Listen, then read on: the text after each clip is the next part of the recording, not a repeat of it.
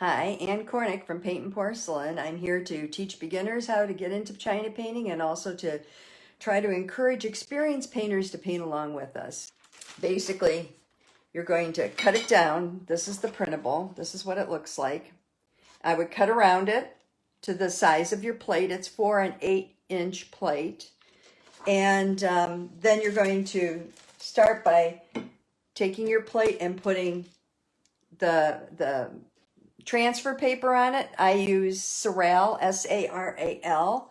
It has a dark red side, which is the wax side, and it has a side that's lighter. You put the dark side down like this, and then you put your line drawing over it and trace it with a colored pen, ideally fine point if you have one. Otherwise, just use a black fine point pen. But if you use a colored pen, it's easier to see what you've done and what you haven't done. Now, you will notice that on this line drawing, I have a lot of lines from the pine cones. But if you look at my plate, I don't have a lot of lines. And the reason I didn't do the lines, and you can see the outline of the birds that has a little bit of red in it, the reason I didn't do that was because I don't want, when we do the pine cones, I want to be able to just pine needles, I want to be able to just whisk through them, and I didn't want any of the transfer paper has a little wax on it. I didn't want any of that to get in my way, okay? Okay, and I wanted to show you, this is a pine tree from my backyard. If you have a pine tree in your backyard, go pick a branch and look at the cool thing about it. Now you can see how, just from the light being on it, you can see how some of these branches are going to be like a yellow-brown, which is great. And then you can see where the shadow is along the side of the branches. But this part right here, I wanted to make sure you saw. On the second fire, you're going to need to put these little tickies in. They're like little needles that stick out of the branch. The bark is very rough. So for these branches, we're going to be using kind of an interrupted stroke. And it'll give you more of this effect. Alrighty. So these are my chickadees, and I'm going to start out with, I think I will be doing the branches first, and I'm going to be using my liner. Let me open up my paint here. And I'm going to be doing something a little bit different that I haven't done before, and you're going to be very surprised by this. This is something that Mary Ashcroft taught me when I took chickadees from her, and she said, you use, and I mean turpentine when I say turpentine this time. A lot of times I grew up using turpentine, so I say turpentine for everything, and I don't normally mean it, because most of the time these days I use the mineral spirits that don't have any smell to them because everybody's allergic to turpentine. But the best thing to use for this is turpentine, especially for the needles. So the reason you do that for the needles and even for the branches is because they're so close to the birds that you want to work on the birds next, and this will dry and it won't come off as easy. And that's the reason for using the turpentine. So I'm going to mix my liner in turpentine, and I'm going to get my yellow brown. And I'm just going to start and do very interrupted little, and using turpentine will mean that you'll have to mix a little more into your paints than you thought you would in order to get it, and you don't want it to be runny, so it's a balancing act with turpentine. But as you can see here, I'm just doing little strokes like this. Little choppy strokes. And I'm just chopping away at that. I'm going to go down here and do the same.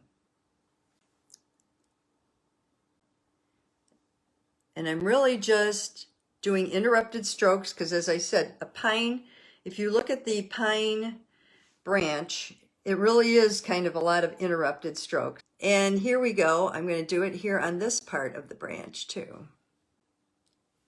Okay, so I think even a beginner can do some of these. They're very, very simple.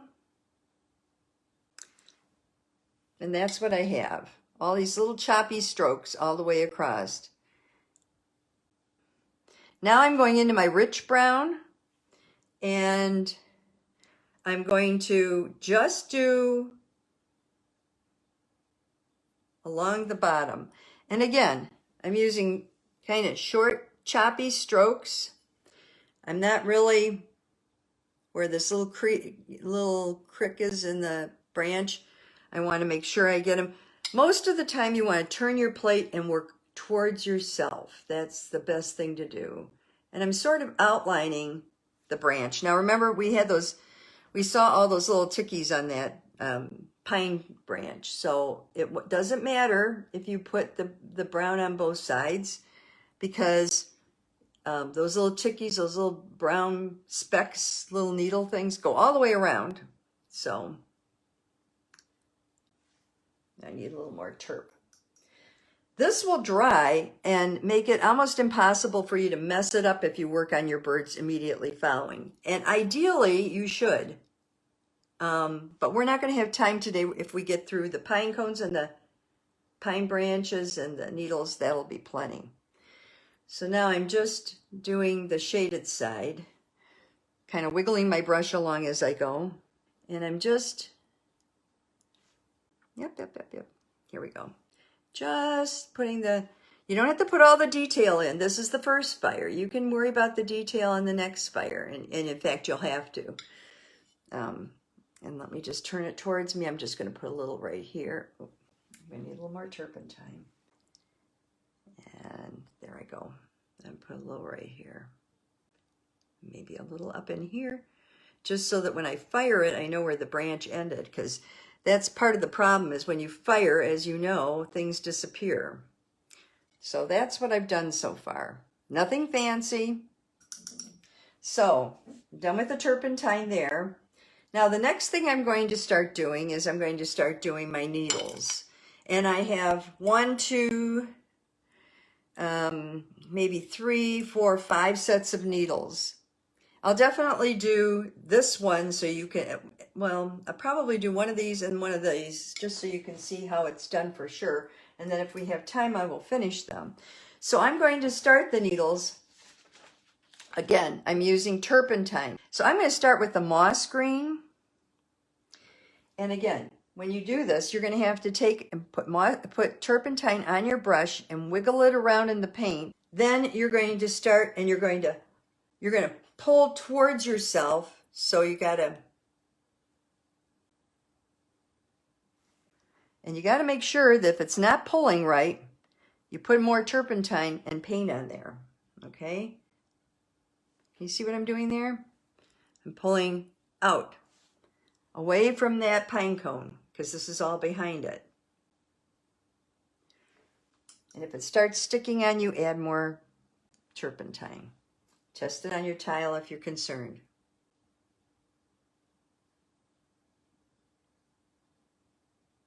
Pull towards yourself.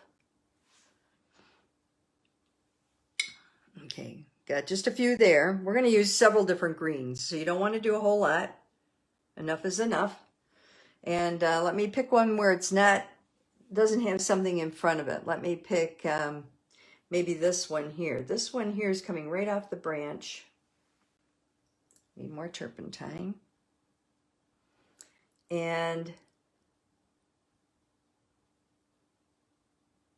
you see, that's kind of coming up over that little bird a little bit. But because it's turpentine, it really won't bother it.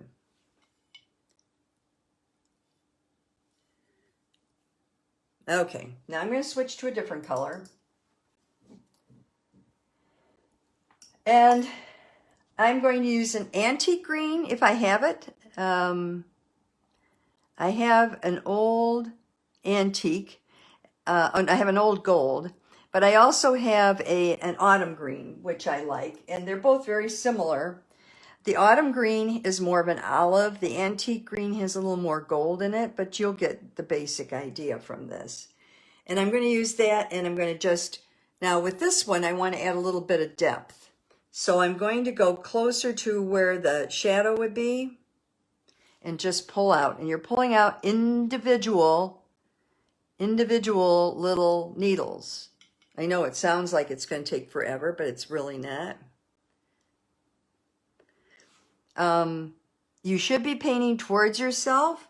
With these little guys, I tend to have a little better luck if I paint away from myself so that it kind of flips off the end. So it's just, try it both ways, see what works for you. You see how I'm getting the depth in there? And then I'm going to do it here. If it gets runny, you're going to want to get paint because you don't want it to be running. And then you're just going to go really close to the, there we go. And now I'm going to pull out. And that's how that one turned out. And then we're going to do the same thing on this one, this little bitty one here. Oh, should have tested that on my tile. Now, if that happens to you, you can go in with a brush and just soak up the turp, because I know you get a lot of turpentine on this and it can get kind of runny, so you don't want that to happen.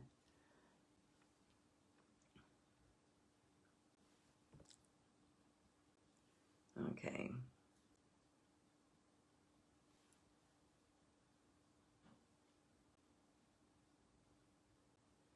And you notice I'm pulling them out from the base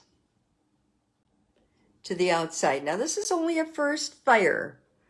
I think though the final thing that you do then is, okay, so you've got two colors there. I think I'm just going to put a tad more of this. Let me just test it on my tile. A tad more of this darker green back here, because I kind of like it back there, and maybe a little here.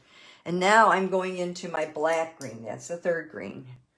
And you really want this many colors because you really want it to have depth and dimension to it. And then over here, I'm just going to do the same thing. I'm going to pull out the darker green, kind of gives it a little dimension now.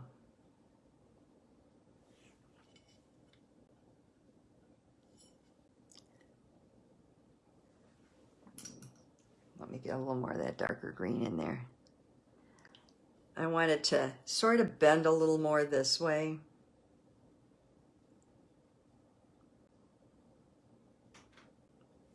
There we go. A little more here. That was what I was trying to get. There we go. Okay.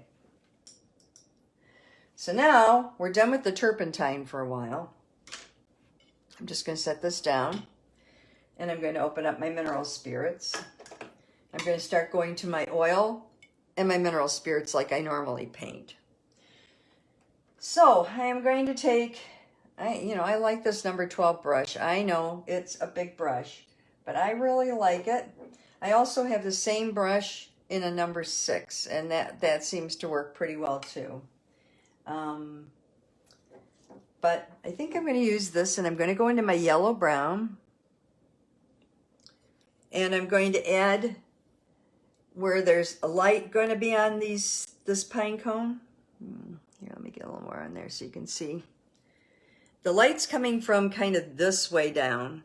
So up at the top of the pine cone, I'm going to start by blocking in my yellow brown and a little right in through here and a little there. Okay. Then I don't clean my brush. I just go right into the rich brown. Let me get a little more rich brown. And always test it on the tile. If you can't tell how much you have on there, you won't regret it. And I'm going to take the rich brown and I'm just going to try to kind of, you see how I've got all these little, here. You see how I've got all these little half circles.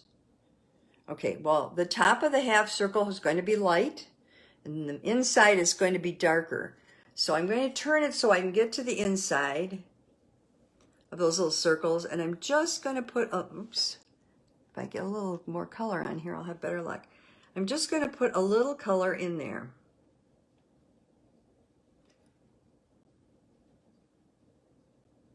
I'm just tapping. I'm not doing anything real fancy. I'm just tapping. Can you see where I did it there? Yes, I think you can. Right here. Now, if this brush is too big for you to use, you could go to a smaller brush, and I will. I think that's just a tad large. My smaller brush needs to be cleaned. It has it black on it, I believe. Okay, and I'm gonna take my smaller brush, and I'm gonna just, so it's kind of at the base of those little half circles that you're adding a little bit of color, a little bit of brown, here. Oh, I want my brown to be heavier and it's just not getting there. I think it's because the turpentine is still on the plate there. Okay, and I want a little bit here, a little here at the base. I'm going to turn my plate now. I'm going to put a little right here, a little right here. I'm trying to tuck it behind, basically. I'm just turning my plate around and tucking it behind the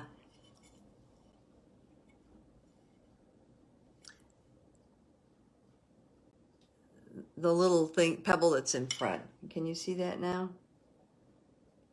Kind of looks, okay. And then I'm going to take my Picopay. Love the Picopay. This is the Picopay.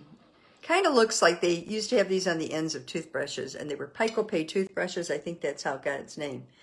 And I'm going to take and just wipe out that highlight.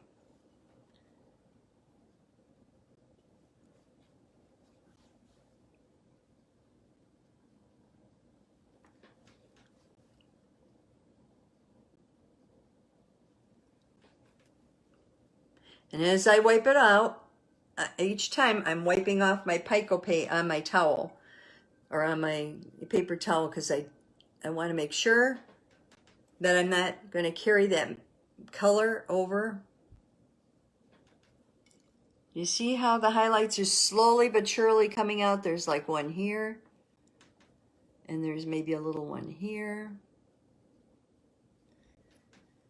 and maybe a little one right here.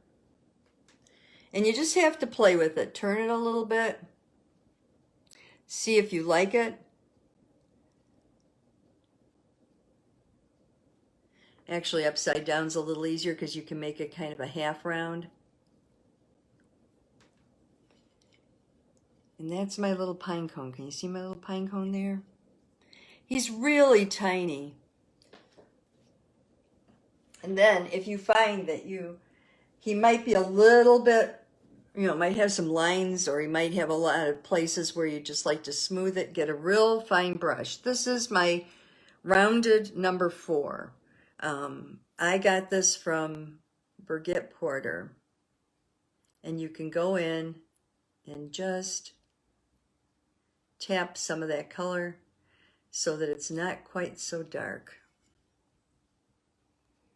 So that's my little pine cone right there.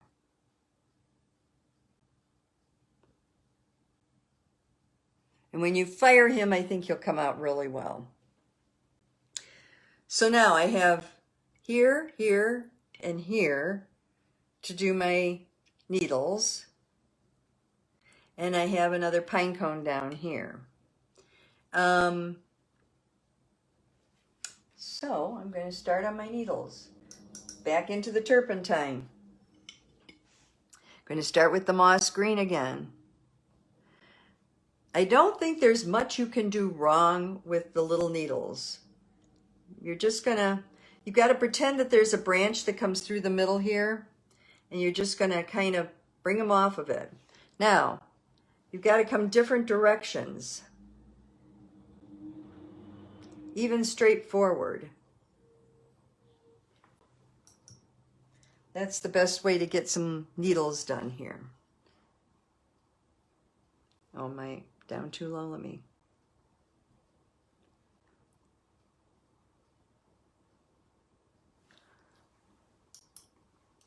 I have to keep going back into the turpentine because it gets, so it's not really working for me.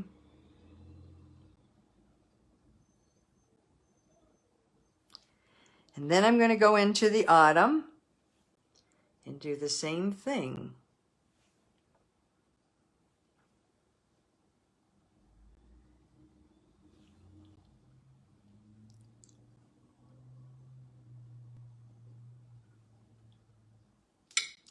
I'm going to turn it so I'm painting more towards myself.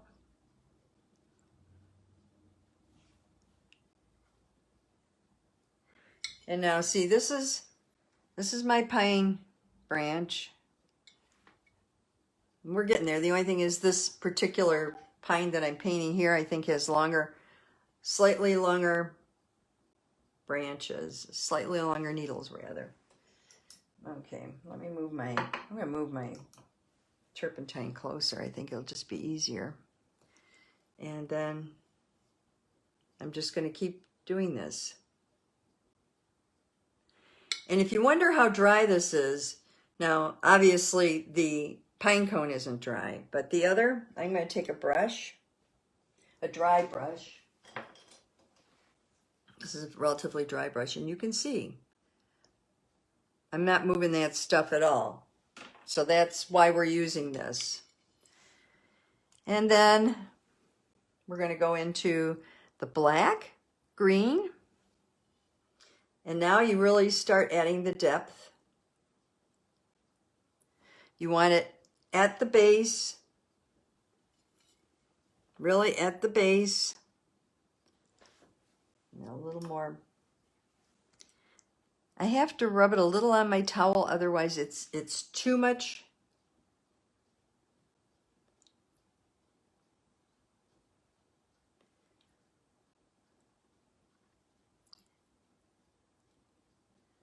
Okay. All right, and now we're going to go back and do the moss green. I'm going to do that one down here for you.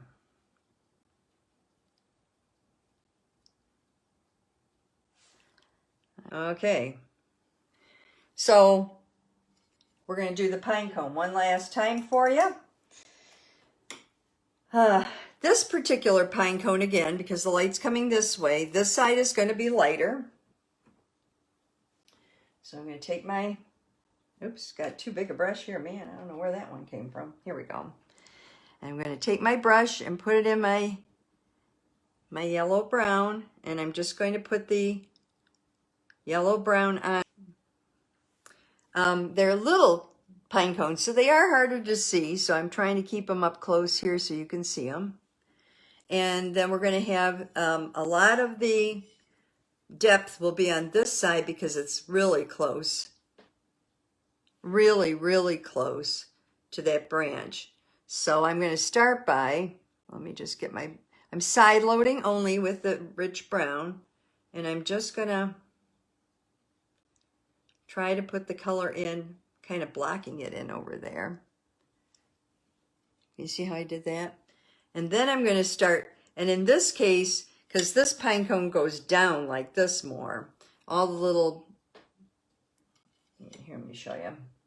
I don't have a pine cone here, but it's overlapping like this, kind of face down. So it'll be at the base of each one of these little,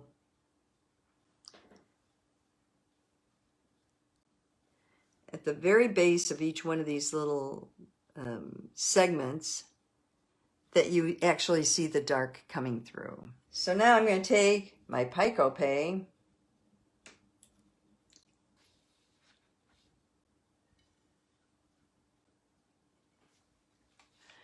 and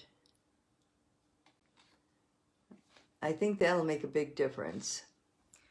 Now, because it's facing down like I told you, I'm going to start here, and it will be these little, they're almost like little triangles that you wipe out. They're kind of they're wider at the base than they are at the top. But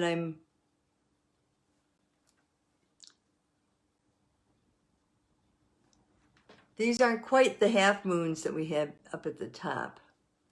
Although they could be. You could make them half moons if you wanted to. Do you see how I'm wiping them out? Up here I put a little highlight in there, a little highlight in there. I'm also trying to put a little highlight in there. Maybe one there, one there, there. When you trace them on, try very hard to trace all the little circles and things. It'll make it easier for you to know where to cut, because you need to cut at the base of those circles. And if you have them done like that,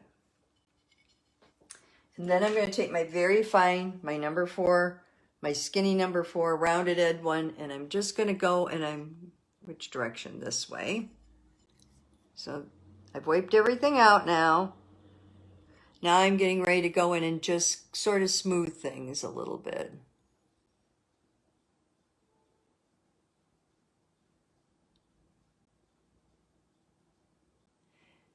Okay, and this is first fire. It's going to fire out. Because this is a nice fine brush, I'm going to put a little more dark on it so I can go on that side there. Maybe a little bit down in here too. Okay, we'll do the birds. So, like I said, next week you're going to need a Copenhagen blue if you have it. Like a gray blue would be good because you're going to put it on the bird. You need a silver gray, you need a black. And if you have those colors, I think you're pretty well set. And then we'll work on the bird. You'll also need a rich brown. You do his eye in rich brown initially, and then we'll go back and put black on the second fire. But I think you'll be real happy with the way it turned out. I will put a first fire. I've been working on another plate. You know how I always work on my plates parallel to each other. And this one actually has a second fire, and I'm starting to play with the background on it. I don't know if you can see it back here. But this is kind of the way it's going to turn out, hopefully. Oh, glare, there you go. And I'm just debating now how I want to do the background, because I have a really pretty plate and I don't want to wreck the background. This plate is also very nice and has a nice edge. And so you really have to think about background. I think with this one, I might not put anything but maybe a blue or something here, and then do this part of the plate really nicely. And that's kind of up to you, whatever plates you have. You have to think about that. So, alrighty. I hope that gives you something to work on this week. The pine cones are not difficult at all. Thank you very much for watching. Hi. I hope you enjoyed the program, and I hope that you will watch future programs by liking and subscribing to my page. If you do subscribe, I would really appreciate it so that other people who have a similar interest will be able to see more of this kind of programming. I have studies available at my website along with products. If you're interested in finding out more about those, please look at the description box below. Thank you.